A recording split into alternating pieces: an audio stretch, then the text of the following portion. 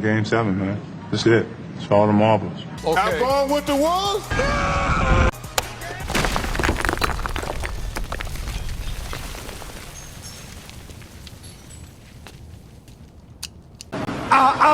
Anthony Edwards waving to the crowd as he's dribbling up. It was like waving by. I told you, that 45-point loss, I did not like that. I did not at all. And still there were people saying I was overreacting. Overreacting to the worst loss by a defending champ in NBA history? Who blows a 20-point lead in a Game 7 at home? You want to know how I got these scars? By playing all but 1 minute of a Game 7. I want to go back to Serbia, but I can't. I can't go back home on an L. MPJ was 3 of 12. Why? If he was the shooter of Archduke Ferdinand, perhaps World War I wouldn't have started. Jamal Murray, 4 of 12 from 3. 4 turnovers. You're practically playing for the other team. Shaq's gonna use this loss against me, Jamal. He's gonna use it against me. Well, maybe you shouldn't miss wide open shots like these. Look at this, man. The CIA couldn't get you more open than this. I've seen basketball movie scenes where the protagonist was not that open. And you missed. And it wasn't just that one. It was so many other ones. 2 for 10. Well, that's a testament to the Timberwolves defense. No.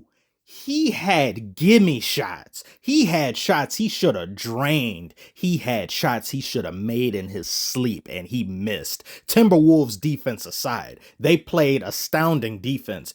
But this loss right here isn't just due to Timberwolves defense. This is just due to the Nuggets choking. This was a straight up choke job of epic proportions.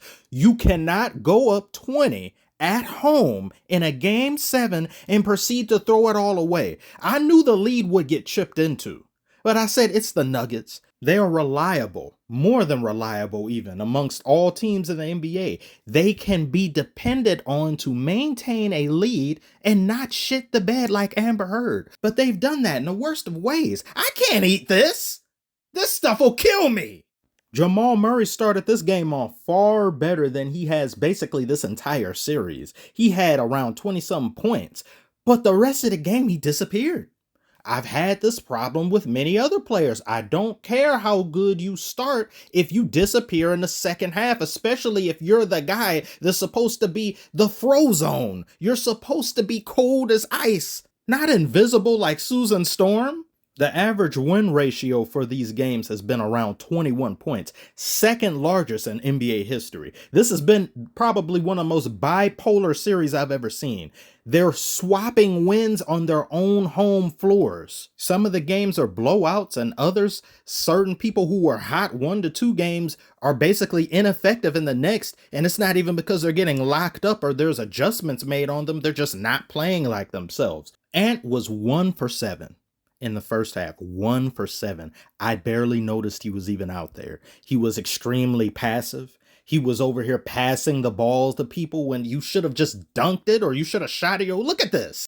The song goes, I believe I can fly, not I believe I can pass. He was like this the entire first half. I guess, oh, you just want to sit back and let others do things? Look, another gimme shot. And Jokic was out here straight babying Gobert. What even made Gobert fall right there? I guess he was looking for a foul and it didn't work out for him. That's the only benefit I can give him because he looked like a newborn deer out there guarding Jokic. But when he did that one shot. Into Jokic, shot clock at 2. Quick shot. Huh? I shuddered. Rudy Gobert is not supposed to be doing things like that. When he starts, there is a problem. And you guys were already losing the game at that point. You needed to get some stops. You needed to do something to quell this run.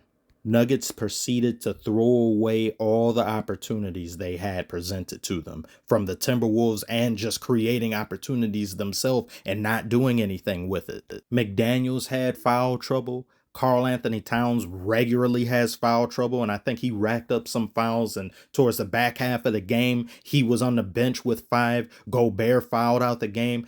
Be aggressive towards these people. Some of these people are the primary reasons why you aren't able to score, and they're giving you the most issues.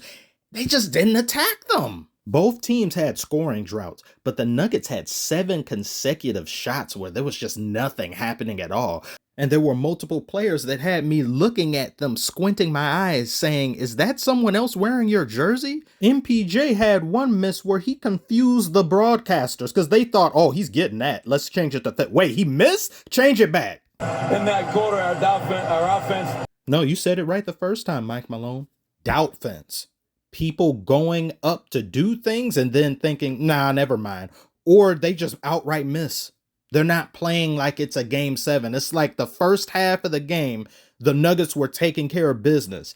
They slowed the pace down. Slow tempo. We're in control. We're not going to rush down the court, try to play your game, because I know the Timberwolves, they like to get out in transition. They cause turnovers. They run down there. They're like, oh, no. We're going to play this very slow, nice and slow.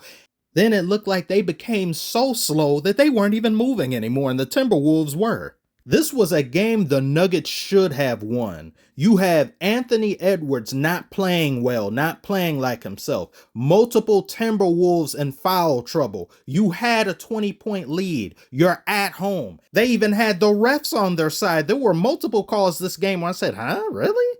They send the Nuggets to the line and you had Reggie Miller and some of them talking like, oh, that didn't look like it to me. Or they go and call a moving screen or something, but they didn't this other time. All of these factors and you still lose? The Nuggets essentially got out-nuggeted. The Timberwolves stayed in the game. They had the same or the reverse of what the Nuggets had in the Lakers series and some of these other games. Yes, we're behind, but we're not in any way, shape, or form nervous. We know what we can do. We have trust in each other. If one of our main guys isn't doing good, we'll have somebody else step up, take over for him, or try to take the pressure off of him. And then you had Naz Reid. Naz Reid, sensational defense on Jokic. And I was wondering why they didn't have him on him earlier, because Gobert he was not worth a damn guarding Jokic. Karl Anthony Towns guarded Jokic far better. And Naz Reid, giving him so much pressure. They had 3 people close in on Jokic when he had the ball. It's just like, get rid of the primary issue here. And there was still a little bit light at the end of the tunnel. The door was still creaked open. It's like, okay, we just got to get a stop here. Don't let them get an offensive rebound. That would kill it. Oh, not only did this right here kill you, it sent your soul to Hades. They got an offensive rebound and they scored. What Jokic mentioned about having to copy himself or duplicate himself in order to make up this big difference ended up being the reason why you guys lost, as well as other issues. You lost too much depth from last year, and outside of Jokic, there's nobody who can really deal with a Gobert and a Karl Anthony Towns. Because when you saw what that play was right there, Cat just ran down there, got the offensive rebound. There was nobody to stop him. There's nobody big enough to stop him. Jokic can easily deal with Gobert, but if Jokic isn't on the court and it's Gobert and Cat, there's nobody who can really deal with either of them. Yeah, you got Aaron Gordon you can put on Cat or put on one of them, but there's still 2 of them, and you don't have tall enough players. Should have known when they won on Denver's floor twice. I was, And then to do it 3 times? And this is the best team in the NBA in terms of winning on the road. Next to the Celtics, they're tied with the Celtics and the Timberwolves. This just told you right there, this is dangerous. This is bad. And now you guys have an offseason where you must now reflect on what the problem was. But I think the biggest issue here was just you guys played a bad game. You guys were tired. You couldn't hit easy shots, open makes, gone. Multiple of your shooters aren't doing their jobs. I don't think this is so much of a personnel issue as it is just you are just playing ass. And now the Timberwolves move on, and this matchup between them and the Mavericks is going to be very interesting. I really don't know how it can go. It can definitely be something that I think can go 7 games, but I would give a nod to the Timberwolves just based upon the defense. There's more pluses for Timberwolves, I think, in comparison to the Mavericks, but I'm not counting the Mavericks out at all with that Kyrie and Luka tandem.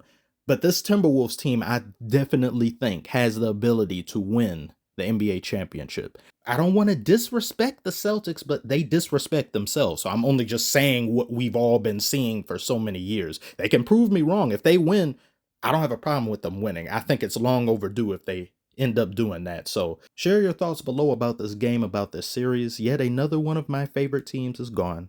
I'm officially left with nothing. I'm barren. Who do you have winning the Mavericks Timberwolves series? Let me know about that as well. Like and subscribe if you are new, and I shall see you all on the next one.